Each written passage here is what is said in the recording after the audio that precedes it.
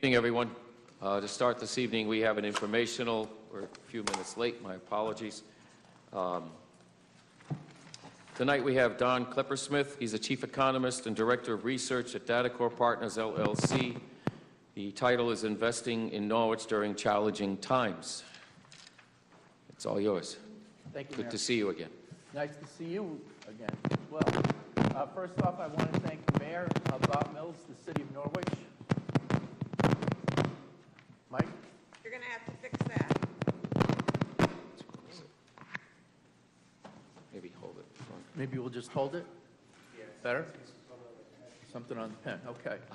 I want to thank you for the opportunity to be here tonight. I understand you folks have a very busy agenda, so I'll get down and make my remarks as brief as possible.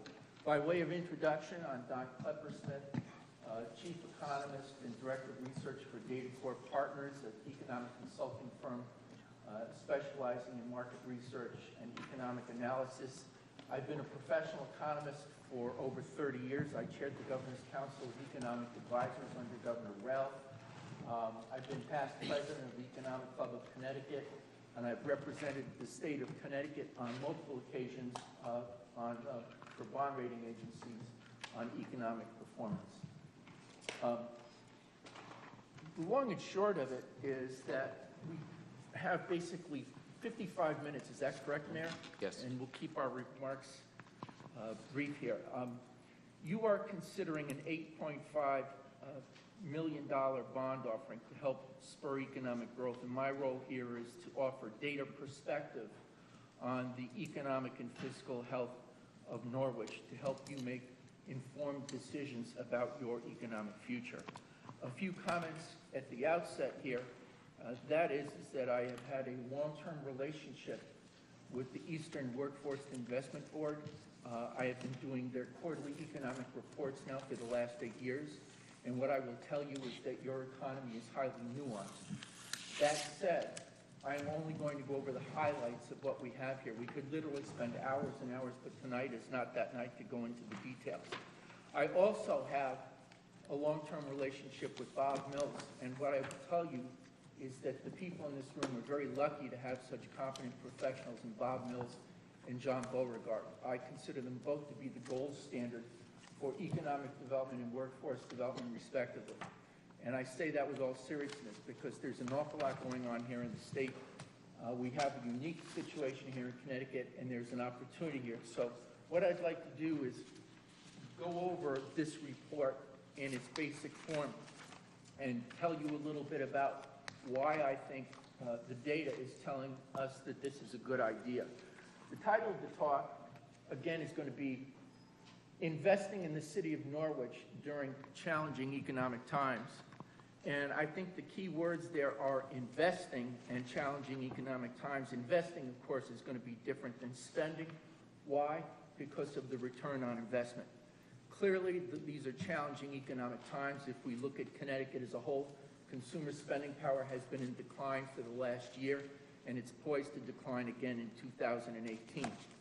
So we have a lot of moving parts here in the state economy, in the local economy. We all know about the challenges here in southeastern Connecticut with the 2 casinos, electric boat, Pfizer's departure, and we can finally say we have the economic information and the documentation to show that the area is once again growing. And so there's an opportunity here to invest in your long-term future. So what I'd like to do is set the table here very briefly with our report, just going over the highlights, talking about the assessment of the U.S. economy, because it's important. Before you can understand southeastern Connecticut, you need to understand Connecticut and a little bit about the national economy. What I will say, and keeping my remarks brief and to the point, is that the current business cycle, folks, is now 9 years old. Right? The last recession we had was 2008, 2009. So right now we're at the 9-year mark, and everything is arguing for growth in the 2 to 2.5% range. I would say the odds of a recession right now over the next 12 to 18 months are 1 in 3. And you can flip that around and say that the odds of continued economic growth are in the 2 to 3% range. So I don't see a recession anywhere on the economic horizon for the next 12 to 18 months. Right now, the risks, I would say, are in the 1 in 3 range, okay? As we look here and look at the metrics for the national economy, it's all about productivity, doing more with less. I don't care if you're in the private sector or the public sector. It's all about increased productivity. And the data shows, if we look at GDP, gross domestic product, and business productivity, the two, for the most part, go hand in hand.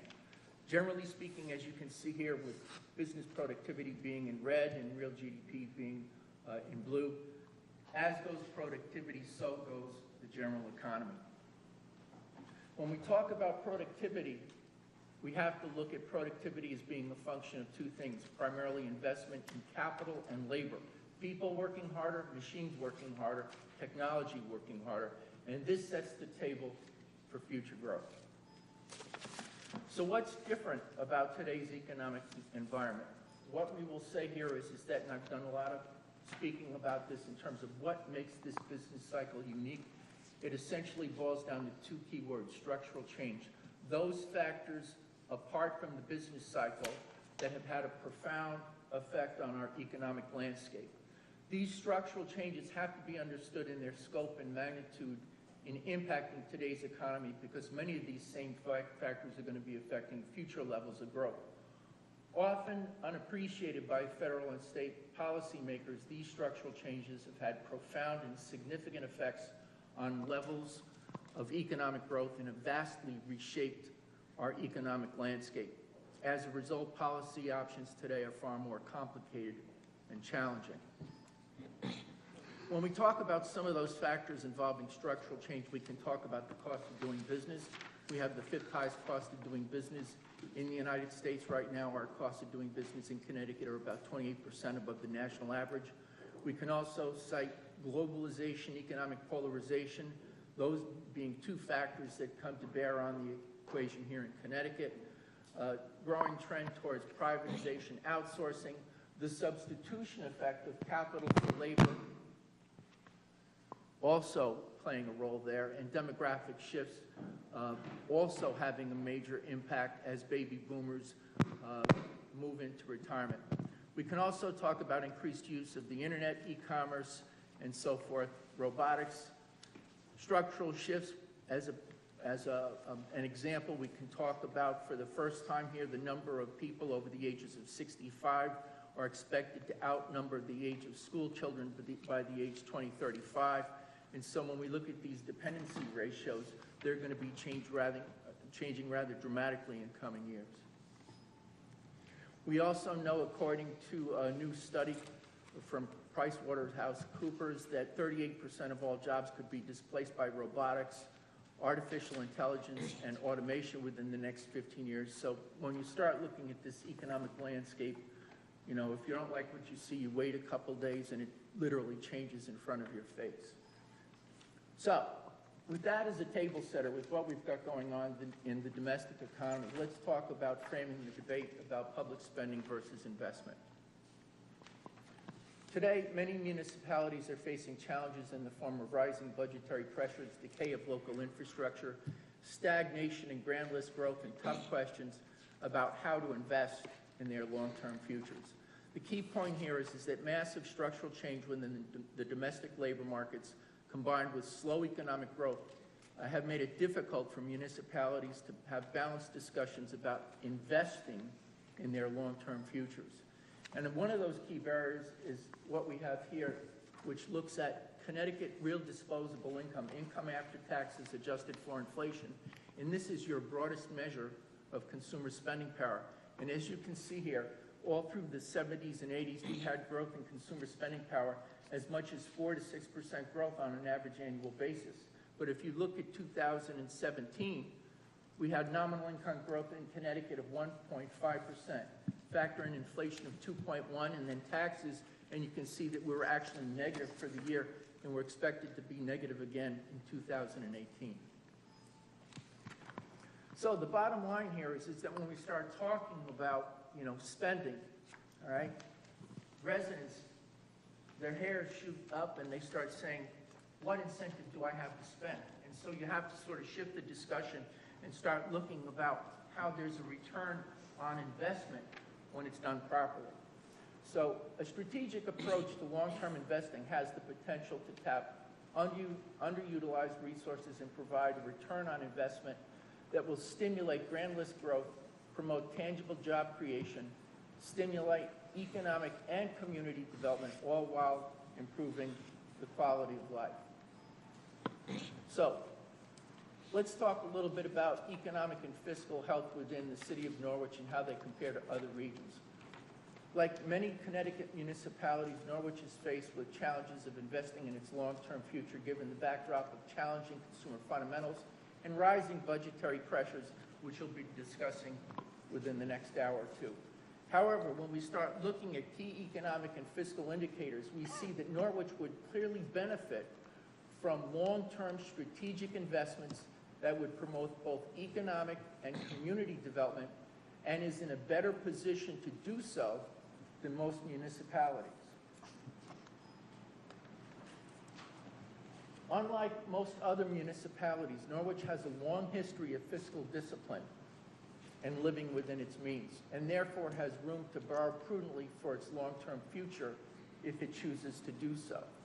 Over the years, I have testified in many labor negotiations using the 5% figure as a primary measure of fiscal health. Simply stated, a municipality is deemed healthy from a fiscal standpoint if history shows its unreserved and undesignated fund balance as a percentage of total expenditures exceeding 5%. The current data shows the city has a fund balance well in excess of that 5% target, which is good news. In fact, when we look at this data and we go to the various OPM reports going back to 2007, what you can see here is that there's a very strong level of fiscal discipline over time, ranging from numbers of 8.2% in 2008 all the way up to 10.14% in 2011. The metrics that we have in the most recent budget are calculated somewhat differently in the city budget, so the calculations are not completely analogous, but what we have here, when we look at the most recent budget from the city, again, is a strong sense of fiscal discipline. Looking at the most recent data from the OPM Municipal Fiscal Indicators Report, the ratio of bonded debt to equalized net grand list and net grand list within the city of Norwich is very much in line with the state averages. According to the report, the ratio of bonded debt to equalized net grand list is 1.8% in Norwich, which is roughly on par with the average of 1.6% for the state's 169 municipalities. Looking at a slightly different metric, namely those measures which look at bonded debt relative to net grand list, we again see that Norwich is roughly in line with the state averages.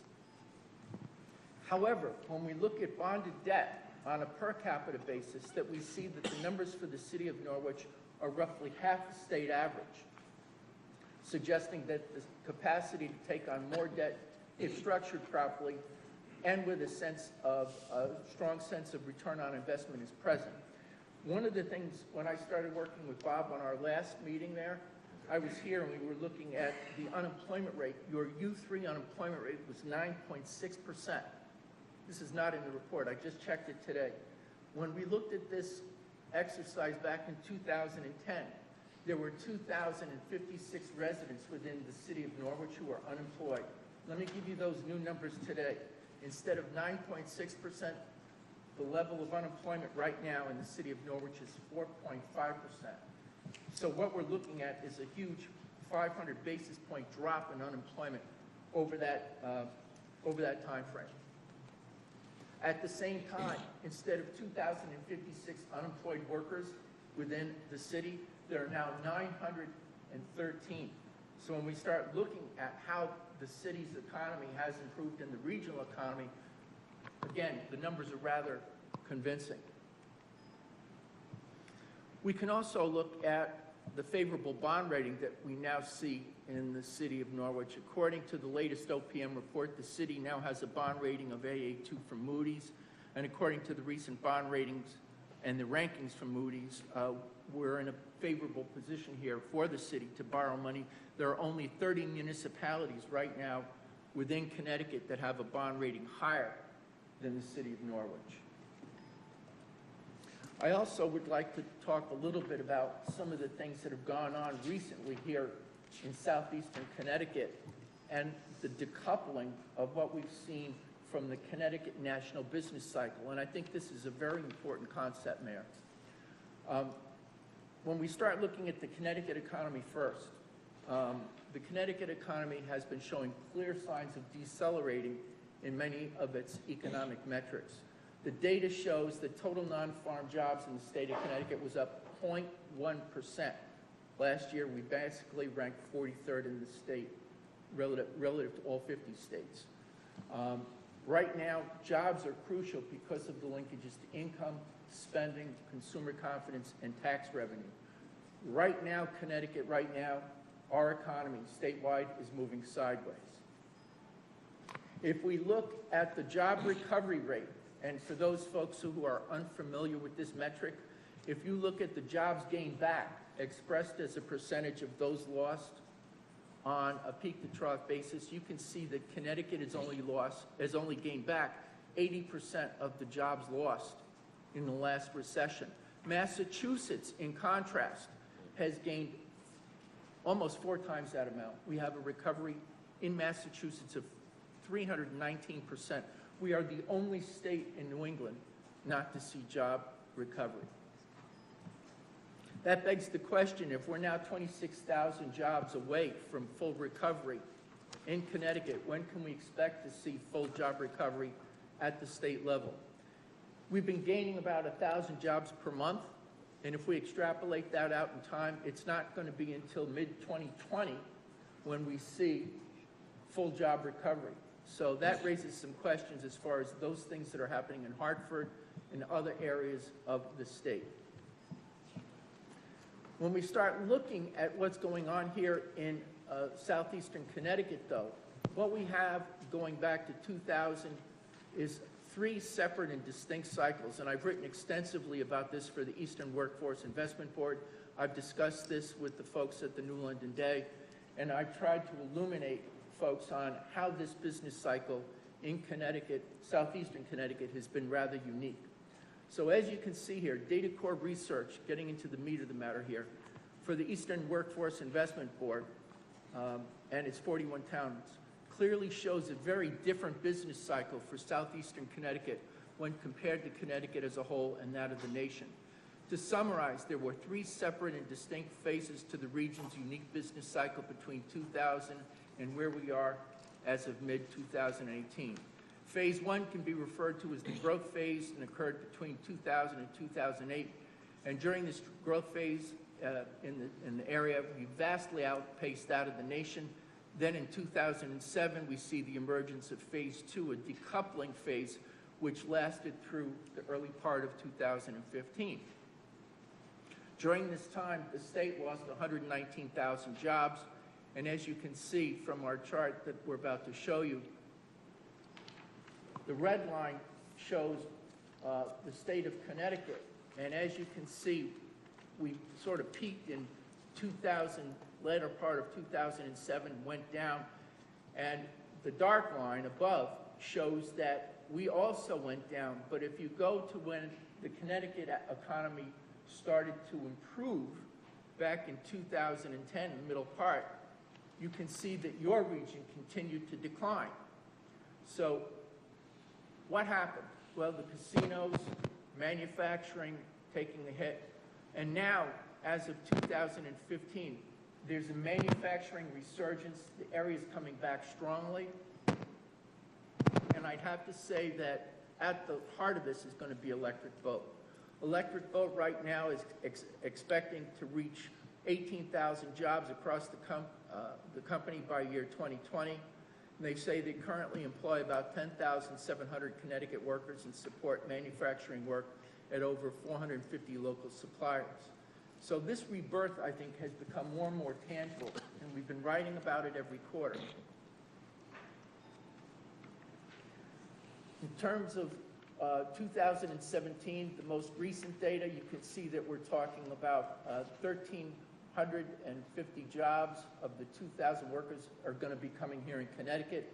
So right now, I'd have to say this is one of the primary engines of economic growth that we've got going on here. And it's important to note that they're going to be looking at 18,000 jobs in the company by 2020. And as you can see here, these are very, very sizable numbers. What makes it more important, and most important and relevant to the people in this room, is that for every job that you create in manufacturing, there are another 1.55 jobs created elsewhere. And we're now starting to see that job creation. I would ask you, if you haven't seen it, the Norwich Sunday Bulletin talking about how Eastern Workforce Investment Board has invested in training 2014s this summer. This is what it's about, all right? So if you haven't seen this article, this is really a great article on the manufacturing pipeline initiative that was in this past Sunday's paper. I would urge everybody to read it. So,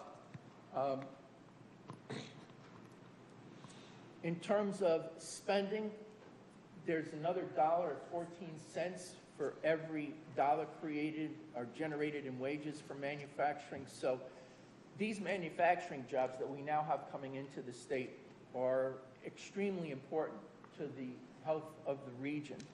And what we can see here is that instead of drawing down on federal, state, and local assistance, these folks are going to be adding to the local tax base.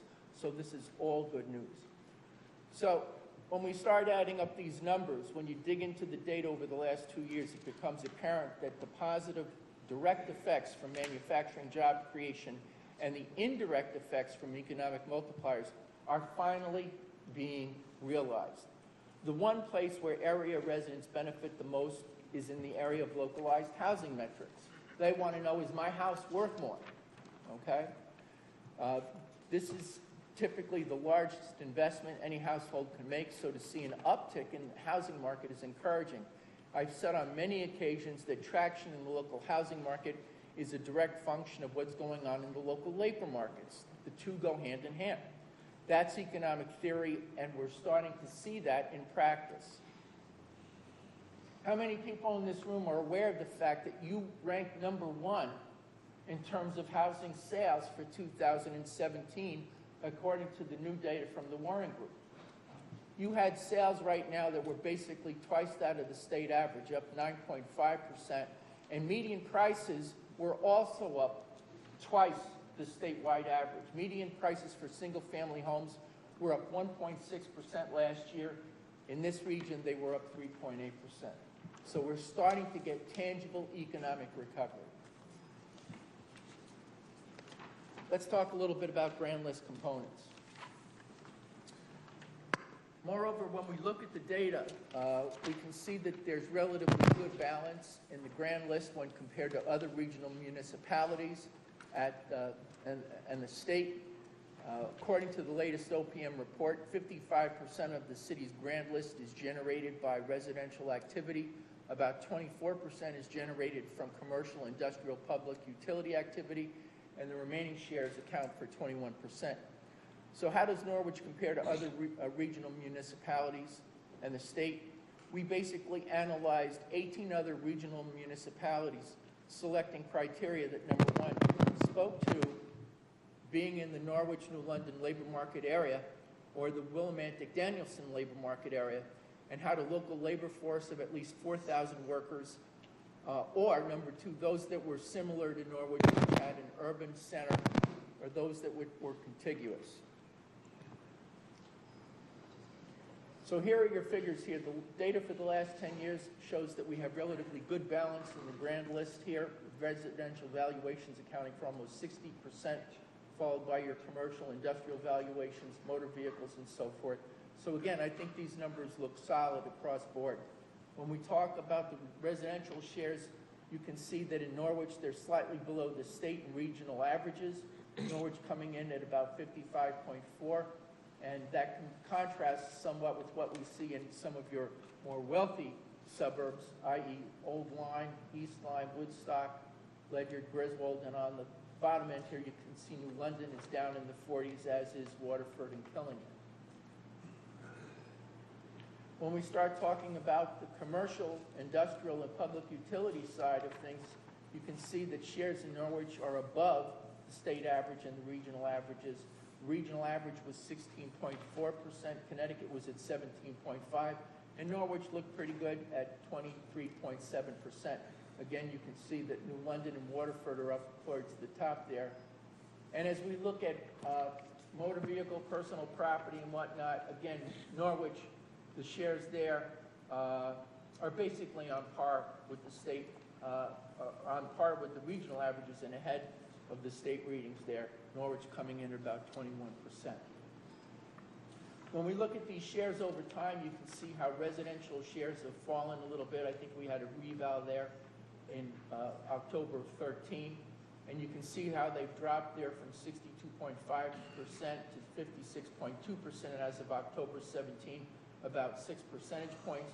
And as we look at commercial industrial from 1988 to 2008, this was a slide that I did a number of years ago, and then when we updated it, you can see that those shares sort of dipped down to 20.2% in October 16 and 19.2%. So the key point here is I think there's an opportunity to grow the commercial industrial portion of the grand list here, given your historical metrics.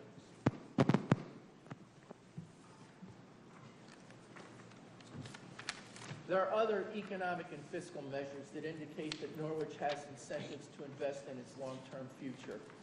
The first involves the fact that right now we start looking at the data, and there's been this decoupling. Good news is that, again, we had this absence of growth that's now materializing. And again, job growth is going to be really crucial to everything. Second, according to the latest municipal report from OPM, growth in the city's equalized net grand list has lagged out of the state. Specifically, equalized net grand list within Norwich dropped from 26% between fiscal 09 and fiscal 16, whereas Connecticut posted a decline of 8.2%. So this demonstrates, in my mind, that Norwich has realized greater relative erosion in its grand listing could benefit from targeted investment to promote revitalization, encouraging business growth for the area as a whole. So what you have there is an opportunity to see in index form how the city of Norwich has done, and you can see how it's stepped down to a greater extent relative to the state of Connecticut. And again, I think this begs to opportunities for investment if done strategically, if done properly. Third, we can assess the health of local grand lists on a normalized basis using measures of equalized net grand list per capita. Norwich measures of equalized net grand list per capita as of fiscal year ending 2016 showed the city ranked 163rd in the state at 67,503, about 45% of the statewide average. Moreover, of the 19 municipalities evaluated, you can see here Norwich ranked 18th.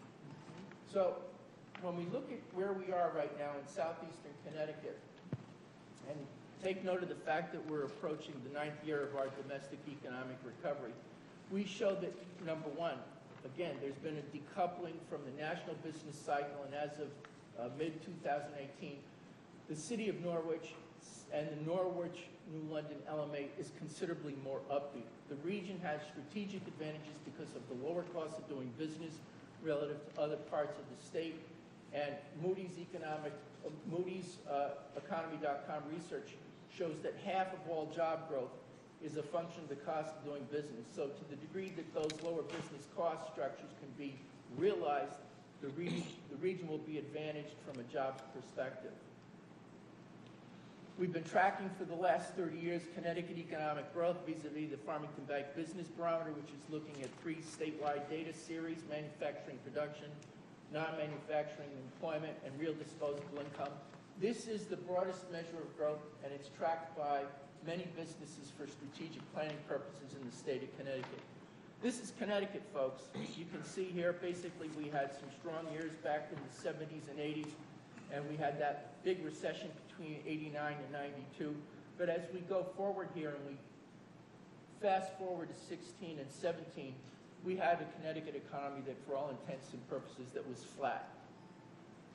Connecticut job growth, as you can see, is basically flattening out here, and profound structural change is becoming more apparent because these job gains are smaller in nature. The bottom line is that you're now looking at job growth, something in the neighborhood of about something less than 1,800 jobs statewide this year. And as you can see from this chart here, we lost in 2009 about 72,000 jobs, another 19,000 jobs in 2010. And as you can see here, the job growth that we've had statewide has basically grown, but at a lesser rate. When we take a look at what's going on here, however, in Norwich, New London, we get a very different picture. We are now, unlike the state, in a growth mode due to considerable growth in its manufacturing sector. The region added 1,400 jobs on a non-farm basis in 2017 and are expected to add jobs of about 1,700 this year and 2,000 in 2019, barring domestic recession. And you can see how the region peaked in 2008 and then again continued to decline, bottoming in the first quarter of 2015, and now you can see we're clearly in a growth mode. What is at the core of this growth? Manufacturing. According to QCEW data, it shows that manufacturing employment in New London County fell by 4,200 jobs between 2001 and 2012. We are near-term lows of 13,800 manufacturing jobs, 1,800 manufacturing jobs were realized. So we had a 23% loss in direct manufacturing jobs over this time, which had devastating effects for the local economy. Those multipliers were profound. Again, for every job that you created in manufacturing, there were another 1.5 jobs created elsewhere or lost elsewhere in this case. And of course, that had adverse impact on the local economy. As you can see here today, in 2017, we had 16,800 jobs, according to the QCEW data, and we're projected to see something in the neighborhood of another 500 jobs. So for this two-year period, between 2016 and 2018, we're looking at something in the neighborhood of 1,500 new manufacturing jobs, which speaks to, I think, impressive performance. One of the concerns I have right now is spot labor shortages that we're seeing in parts of Connecticut, and will that problem be realized here in eastern Connecticut? The near-term economic outlook in eastern Connecticut has become much more favorable over the last several years due to a host of factors.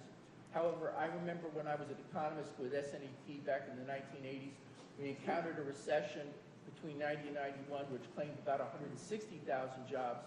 In the process, many in the skilled trades, carpenters, electricians, and plumbers, basically left the state to work in other parts of the country.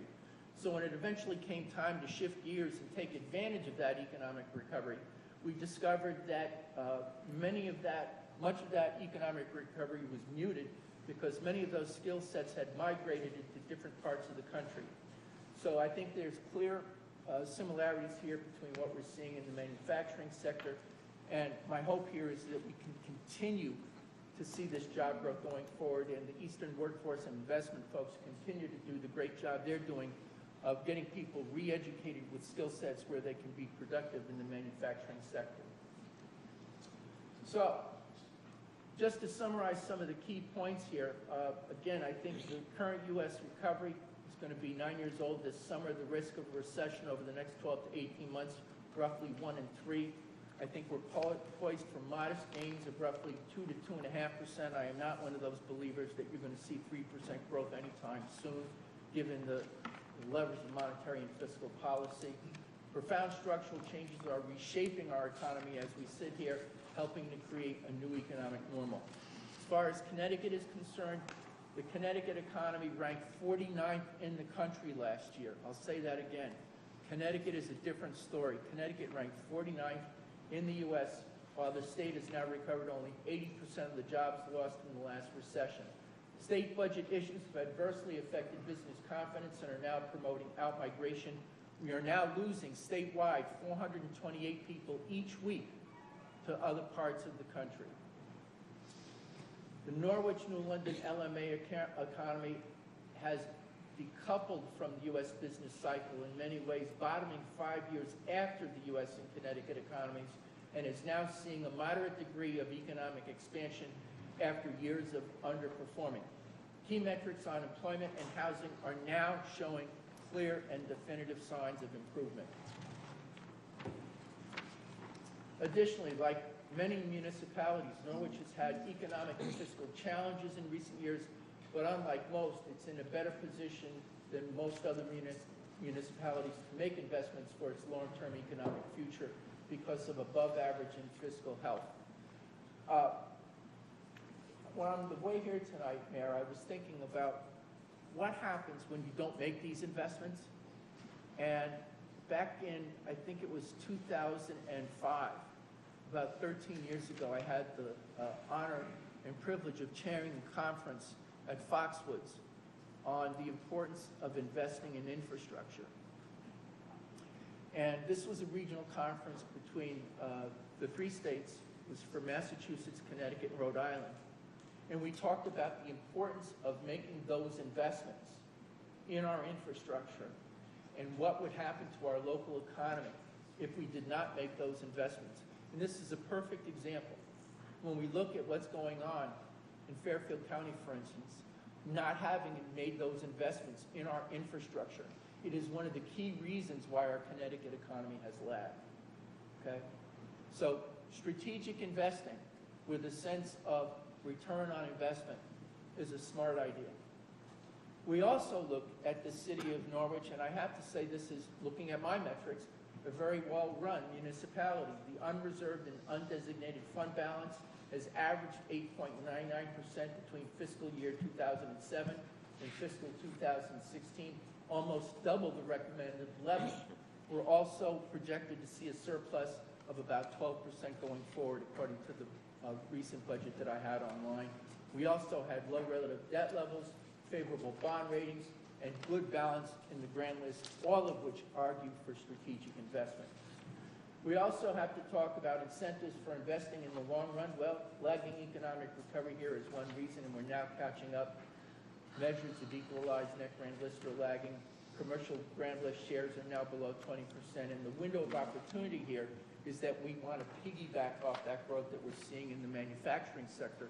And so I think our assessment here, as you can see here, is that the residents of Norwich now have a timely opportunity to invest in its long-term future. And I think there's considerable potential to be leveraged here. And quite frankly, Norwich, the city of Norwich, were a stock, I think it's a buy. So that's the way I see it. The Norwich New London LMA is now in a growth mode due to considerable growth in its manufacturing sector. The region added 1,400 total non-farm jobs in 2017 on an average annual basis, and therefore further gains are expected for 2018 and 19. We're looking at 1,700 new jobs this year and 2,000 new jobs in 2019, barring domestic recession. So the $8.5 million bond offering makes revitalization, for revitalizing your regional economy and the city of Norwich. It gives you an opportunity, I think, to invest in your long-term future. So again, I think once we frame this discussion in the context of return on investment, I think there's an opportunity, and I think it makes good sense. There are cities here, there are questions here we have in our report going forward for the city of Norwich. I see we're already at 7:15, so I think this would be key questions, I think, that need to be discussed in terms of how we manage this going forward.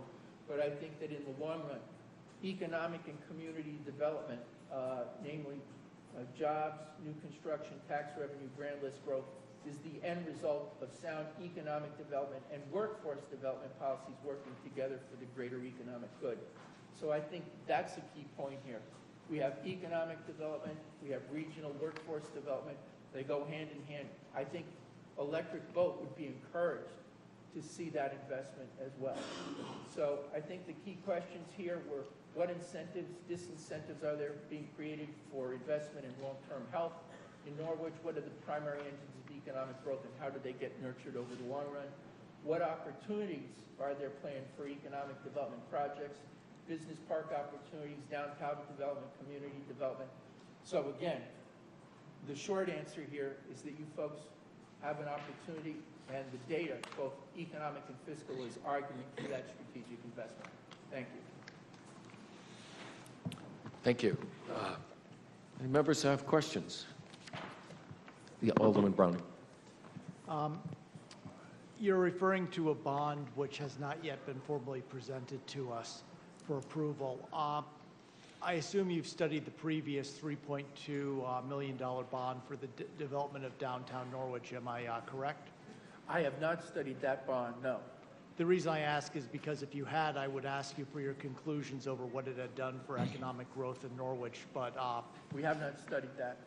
Okay, so how would you therefore reach the conclusion based on professional economic standards that this $8.5 million bond will achieve whatever level of success you would ascribe to it?